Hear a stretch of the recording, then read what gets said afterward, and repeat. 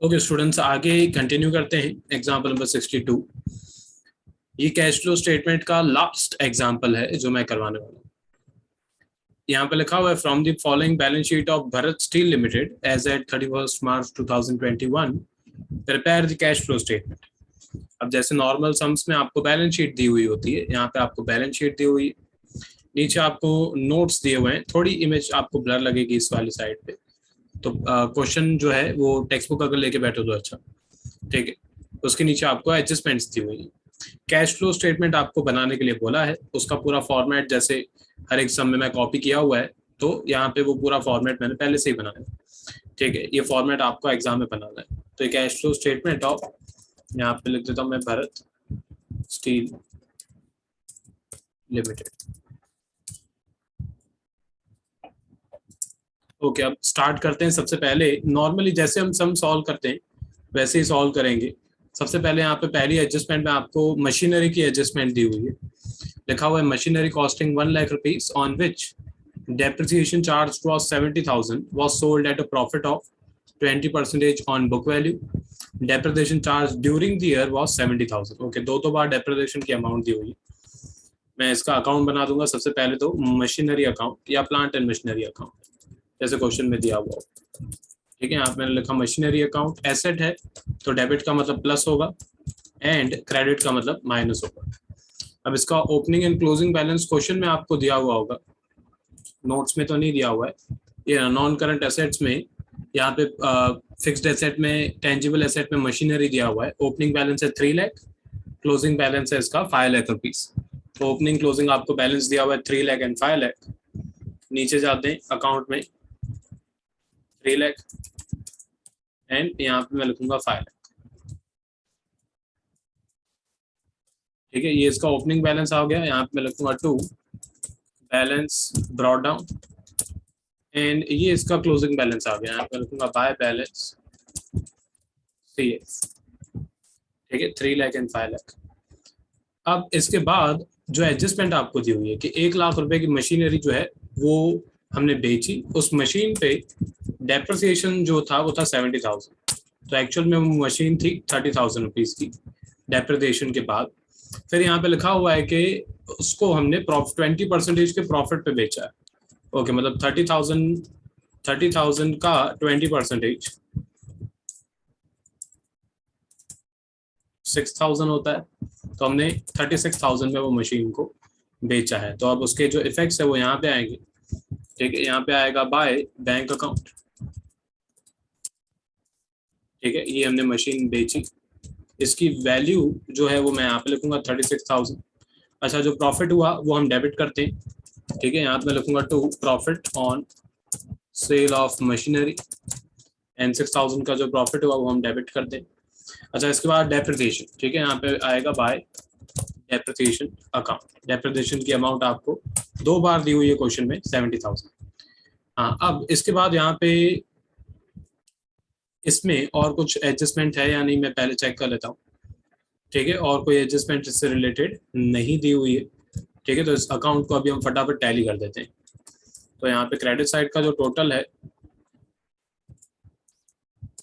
ये आ रहा है 6,06,000, ठीक है। तो यहाँ पे डेबिट साइड का टोटल आ रहा है 2 मिनट को 3,06,000 आएगा।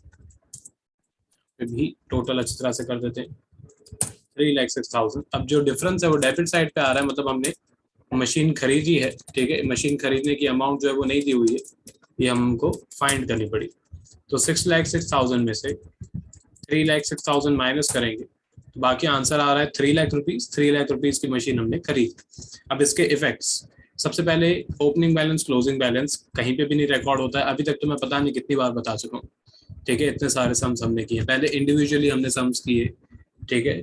पहले नेट प्रॉफिट बिफोर टैक्स के मैंने आपको सम्स कराया, फिर ऑपरेटिंग के इंडिविजुअल सम्स, फिर इन्वेस्टिंग के इंडिविजुअल सम्स, फिर फाइनेंसिंग के इंडिविजुअल सम्स एंड उसके बाद हम लॉन्ग सम्स अभी तक कर रहे थे। तो अभी तक आपको पता चल जाना चाहिए कि बैलेंस की कोई एंट्री नहीं होती है, ओपनिंग क्लोजिंग बैलेंस नहीं चाहिए हमको। यहाँ पे सबसे पहले जो 36,000 रुपीज हमें मिलेंगे ये इन्वेस्टिंग एक्टिविटी में जाएगा, इनफ्लो में, ठीक है। यहाँ पे आप लिखोगे proceeds from sale of machinery या सिर्फ लिख दो मशीनरी सोल्ड।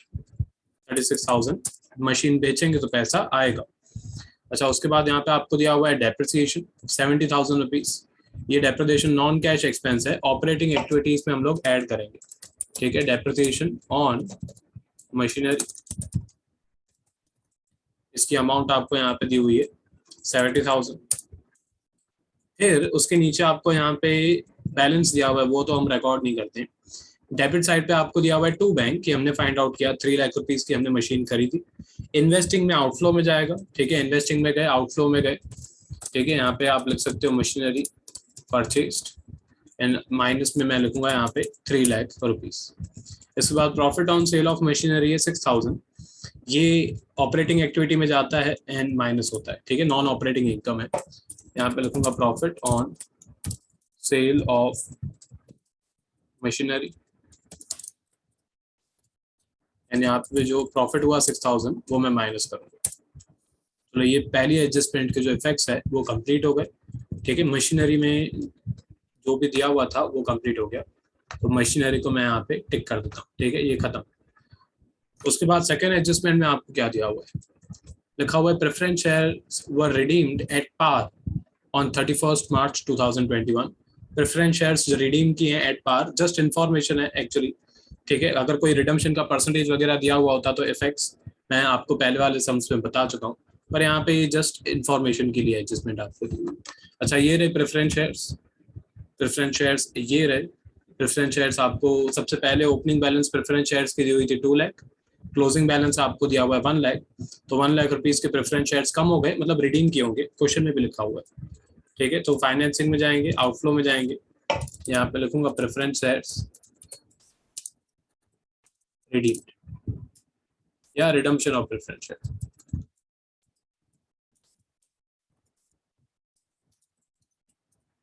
ओके, इसकी अमाउंट यहाँ पे माइनस में जाएगी 1 लाख रुपीज। अब यहाँ पे इस पे आपको डिविडेंड का परसेंटेज दिया हुआ है। ठीक है, डिविडेंड का परसेंटेज भी आपको दिया हुआ है 12%। थोड़ा ब्लर है, टेक्स्ट बुक में चेक करना अगर नहीं दिख रहा है तो। 12% डिविडेंड का परसेंटेज दिया हुआ है, वो भी हम पे करेंगे क्योंकि हमने preference shares at the end of the year redeem किए हैं, तो पूरे 2 लाख पे डिविडेंड जो है वो पे होगा।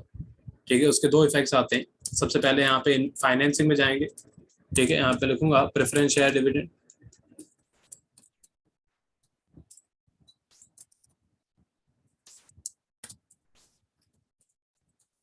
एंड उसकी कैलकुलेशन चलो मैं यहाँ पे लिख देता हूँ 2 लाख मल्टीप्लाई बाय 12/100। ठीक है, इसकी अमाउंट 2 लाख मल्टीप्लाई बाय 12/100 24,000 होगी। 24,000 ये इसका पहला इफेक्ट यहाँ पे होगा, ये माइनस। ठीक है, यहाँ पे 24,000 जो है माइनस होगा। दूसरा, ये 24,000 जो है वो हमारा नेट प्रॉफिट बिफोर टैक्स में ऐड होगा। ठीक है, यहाँ पे मैं लिखूंगा प्रेफरेंस शेयर डिविडेंड एंड इसकी वैल्यू यहाँ पे 24,000 जो है वो ऐड होगी। ठीक है, मतलब अभी इतने सारे सम्स करने के बाद अगर आप इस सम को देखोगे तो आपको ऐसे लगेगा कि इसमें कुछ भी न्यू नहीं।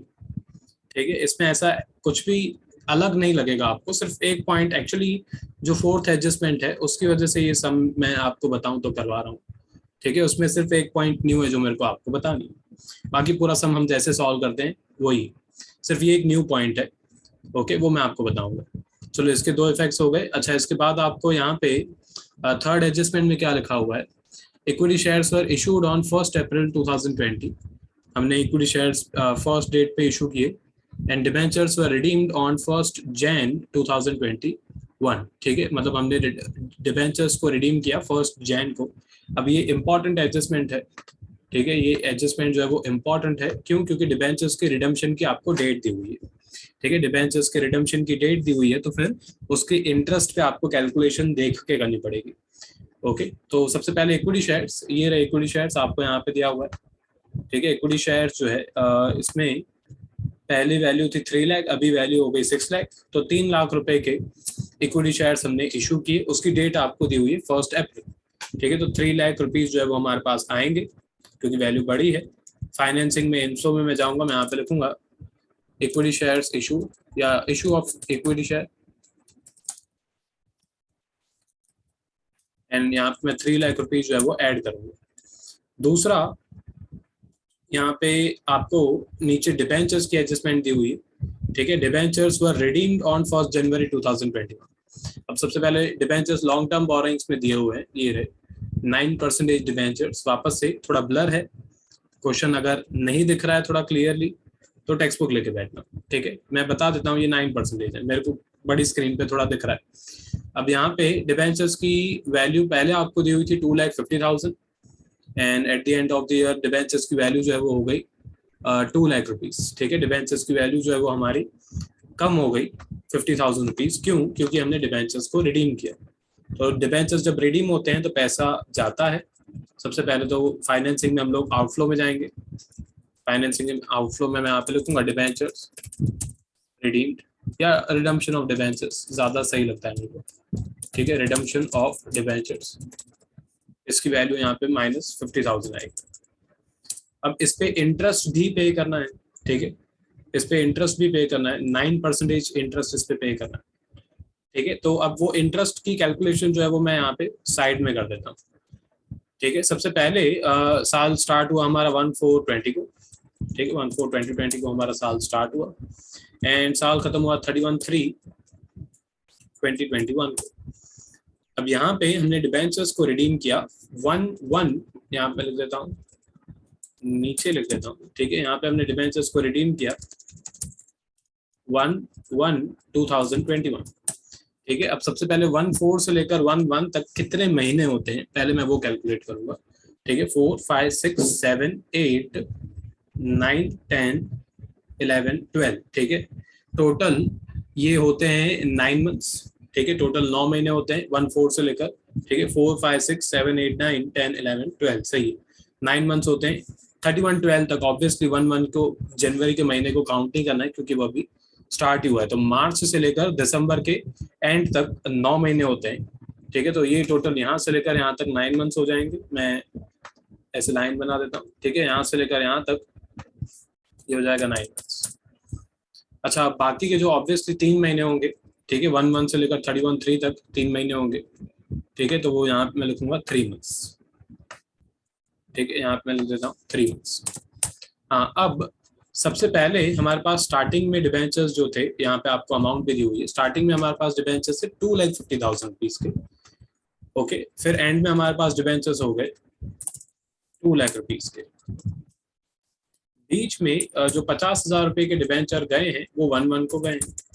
अब इसकी इंटरेस्ट की कैलकुलेशन किस तरीके से होगी वो ध्यान से समझिए, ठीक है। सबसे पहले तो हमारे पास ये 2,50,000 के डिबेंचर्स थे और ये 2,50,000 के डिबेंचर्स हमारे पास 9 महीने तक थे, क्योंकि 1/1 तक हमने एक भी डिबेंचर रिडीम नहीं किया था। तो ये 2,50,000 डिबेंचर्स पे 9 महीने का इंटरेस्ट जो है वो हमें पे करना पड़ेगा। 9%, यहाँ पे लिखूंगा 2,50,000 इंटू 9/100 इंटू 9/12, ठीक है। 9% इसका डिबेंचर का इंटरेस्ट है एंड 9 महीने का इंटरेस्ट हमें पे करना है, ठीक है। तो हो जाएगा 2,50,000 मल्टीप्लाई बाय 9% मल्टीप्लाई बाय 9/12। तो इसका आंसर आ रहा है ये, ठीक है, 16,875 रुपीज, 16,875 रुपीज।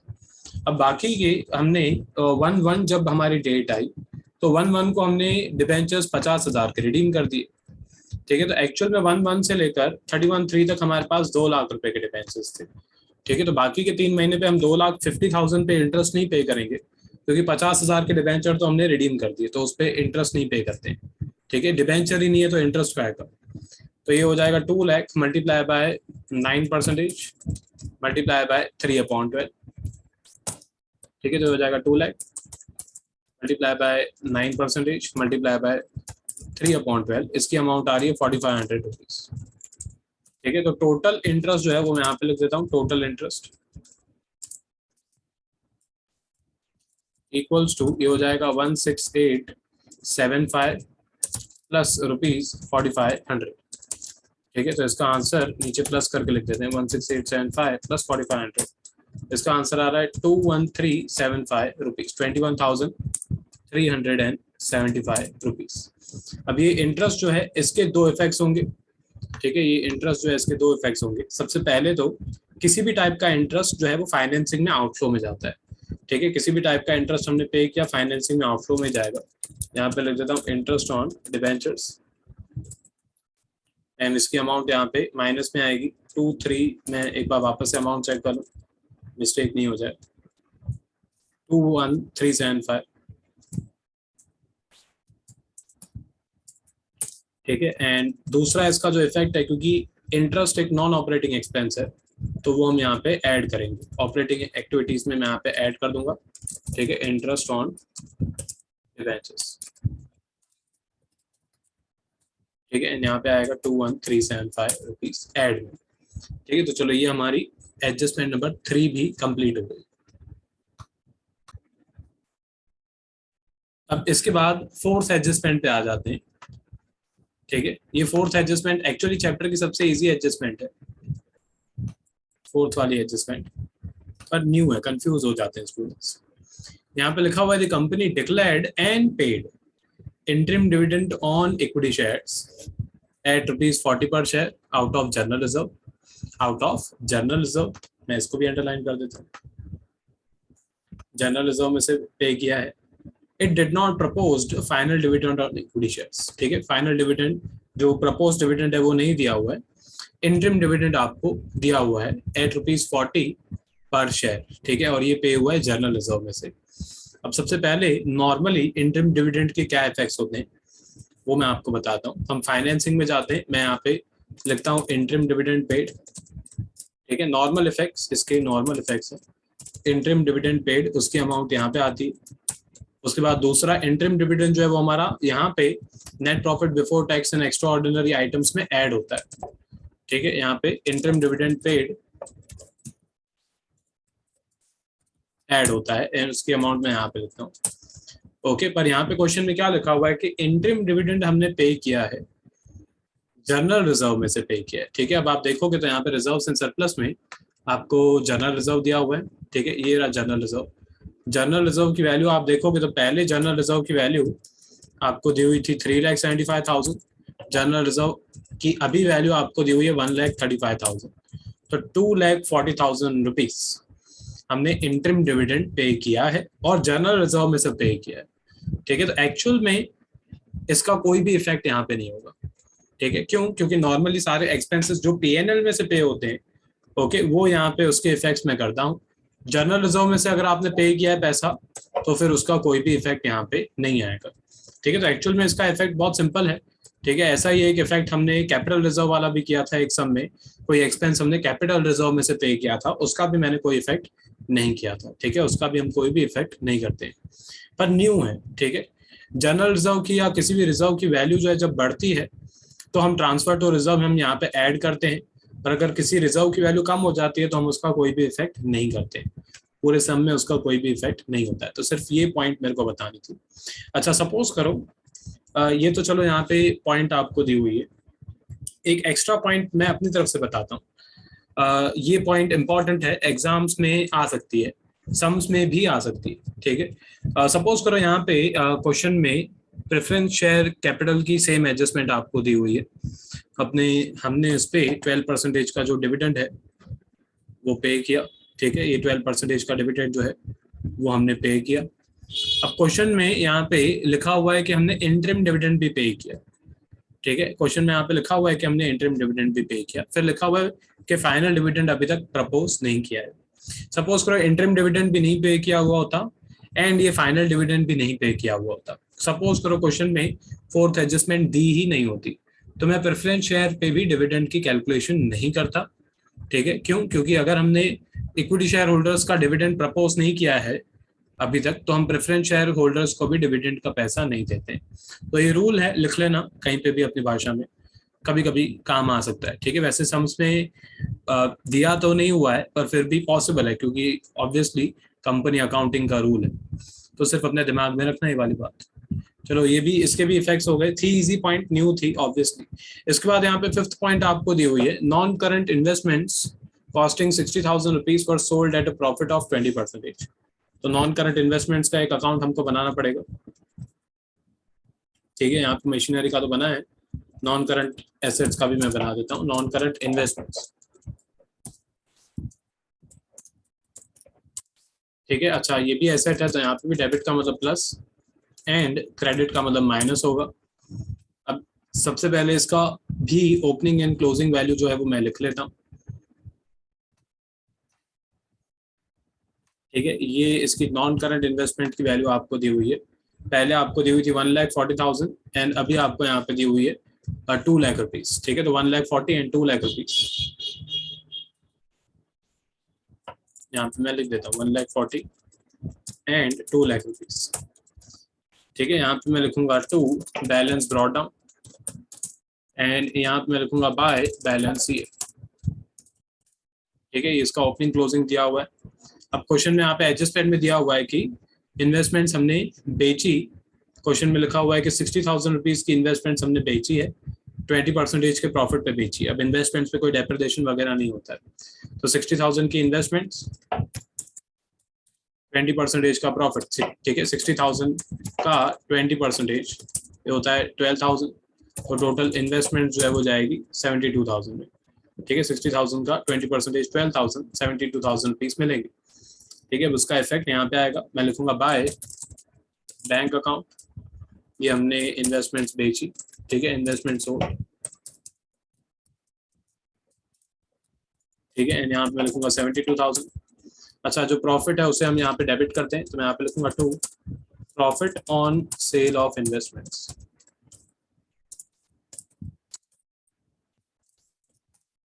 12,000 रुपीज का प्रॉफिट हुआ। इसके बाद इसका बैलेंस करते हैं हम लोग। तो सबसे पहले क्रेडिट साइड का टोटल, क्रेडिट साइड का टोटल है 2,72,000। ठीक है, डेबिट साइड का टोटल है 1,52,000। तो डेबिट साइड पे बैलेंस आ रहा है। ठीक है, उसको हम लोग बोलते हैं टू बैंक, और इसका मतलब है कि हमने इन्वेस्टमेंट्स खरीदी है। प्लस वाली साइड आ रहा है, मतलब हमने इन्वेस्टमेंट्स खरीदी है। तो डिफरेंस यहाँ पे आएगा 2,72,000 माइनस 1,52,000। डिफरेंस आ रहा है 1,20,000 रुपीज। ये 1,20,000 जो है वो हमने फाइंड किया। अभी इसके इफेक्ट्स, ठीक है, वापस से ओपनिंग क्लोजिंग बैलेंस का कोई भी इफेक्ट नहीं होता है। ये जो 72,000 रुपीज की इन्वेस्टमेंट्स हमने बेची, इन्वेस्टमेंट्स बेचेंगे तो पैसे आएंगे। ठीक है, इन्वेस्टिंग एक्टिविटी में मैं यहाँ पे लिखूंगा proceeds from sale of investments या नॉन करंट इन्वेस्टमेंट सोल्ड, जैसे भी आपको सही लगे। ठीक है, मैं यहाँ पे लिख देता हूँ नॉन करंट इन्वेस्टमेंट्स सोल्ड, उसकी वैल्यू यहाँ पे 72,000 रुपीज। इसके बाद यहाँ पे ही जो इसका डेबिट साइड वाला इफेक्ट है, ठीक है, जो हमने 1,20,000 की इन्वेस्टमेंट खरीदी, वो यहाँ पे आउटफ्लो में आएगा। ठीक है, माइनस में मैं लिखूंगा 1,20,000, पर्टिकुलर्स में मैं लिखूंगा non current investments purchased, non current investments purchased. ठीक है, एंड यहाँ पे आएगा 1,20,000 रुपीज। इसके बाद यहाँ पे इसका प्रॉफिट भी आपको दिया हुआ है, profit on sale of investments 12,000 rupees. ये वापस से नॉन ऑपरेटिंग इनकम है, ऑपरेटिंग एक्टिविटीज में हम लोग माइनस करेंगे। ठीक है, यहाँ पे मैं लिखूंगा profit on sale of non current investment. ठीक है, मैं यहाँ पे शॉर्ट फॉर्म में लिख देता हूँ। यहाँ पे माइनस में आएगा 12,000 रुपीज। तो इसका भी इफेक्ट हो गया। ठीक है, इसके बाद यहाँ पे आपको इनकम टैक्स की एडजस्टमेंट दी हुई है। Income tax 45,000 was provided. अब वापस से प्रोवाइडेड एंड पेड में जमीन आसमान का फर्क है। ठीक है, यहाँ पे आपको लिखा हुआ है इनकम टैक्स प्रोवाइडेड। सबसे पहले तो मैं प्रोविजन फॉर टैक्स का अकाउंट बना लेता हूँ। ठीक है, यहाँ पे मैं लिखूंगा प्रोविजन फॉर टैक्स।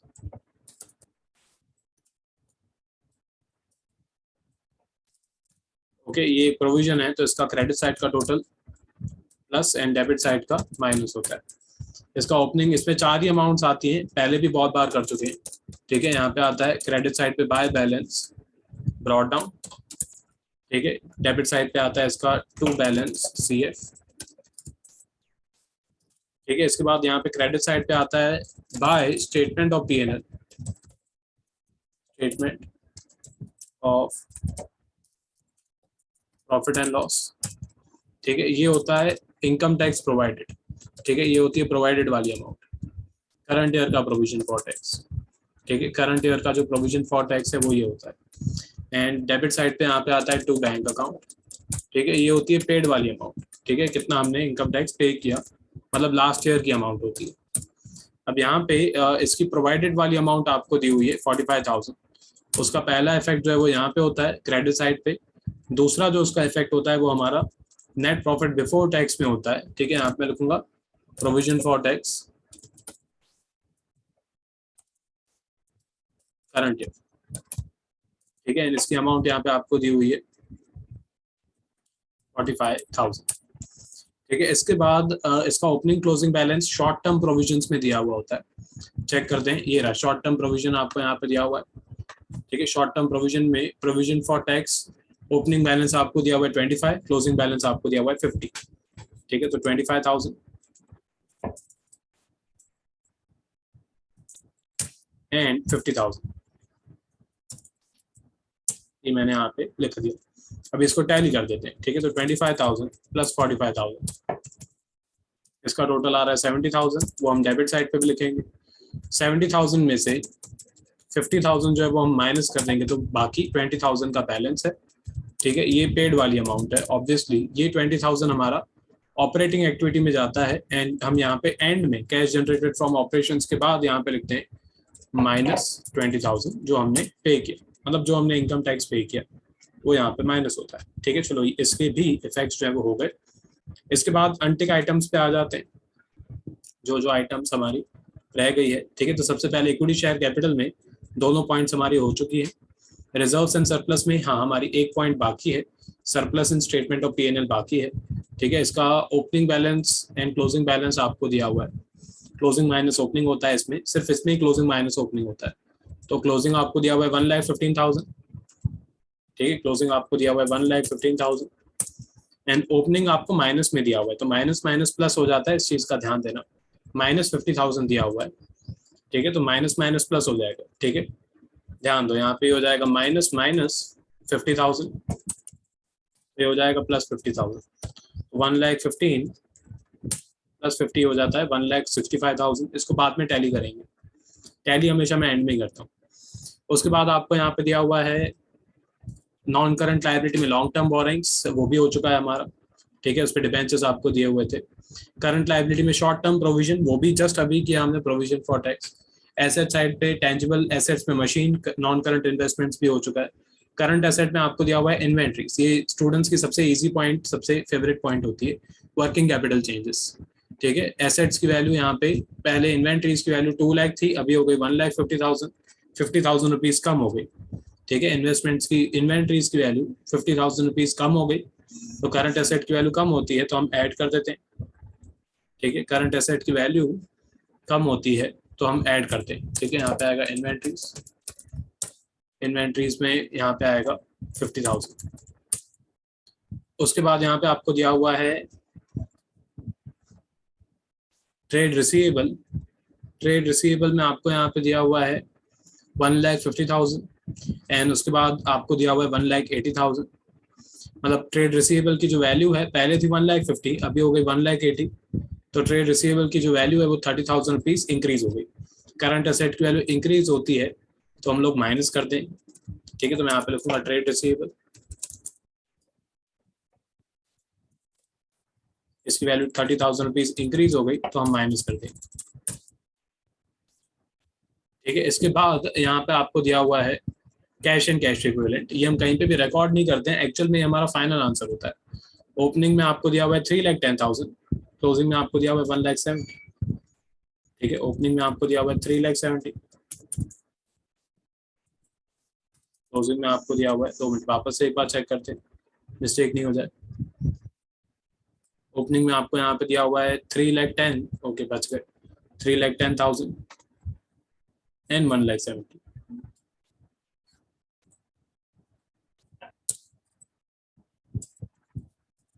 3,10,000 एंड 1,70,000 हमारा फाइनल आंसर आना चाहिए।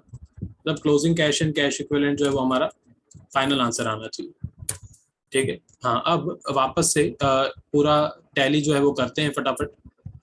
ठीक है, मैं टैली जो है वो फटाफट कर देता हूँ, और कुछ हमारा बाकी नहीं है, तो इसको टैली कर देते हैं।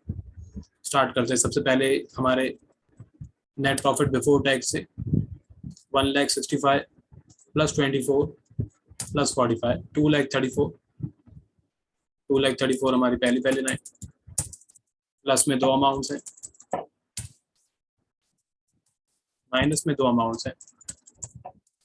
ठीक है, तो हमारा operating profit before working capital changes जो है सब प्लस माइनस करने के बाद आ रहा है इतना, 3,07,375। फिर वापस से इन्वेंट्री वर्किंग कैपिटल चेंजेस में प्लस में एक अमाउंट, माइनस में भी एक ही अमाउंट। तो बाकी कैश जनरेटेड फ्रॉम ऑपरेशंस जो है वो आ रहा है 3,27,375।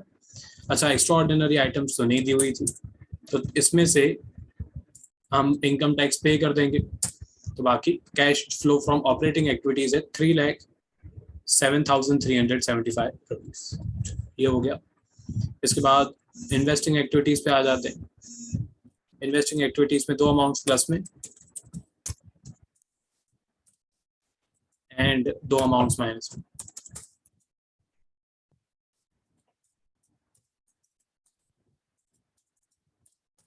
ठीक है, तो यहाँ पे इसका आंसर माइनस में आ रहा है, चलेगा, माइनस में आ सकता है, 3,12,000 माइनस में चलेगा, कोई प्रॉब्लम नहीं।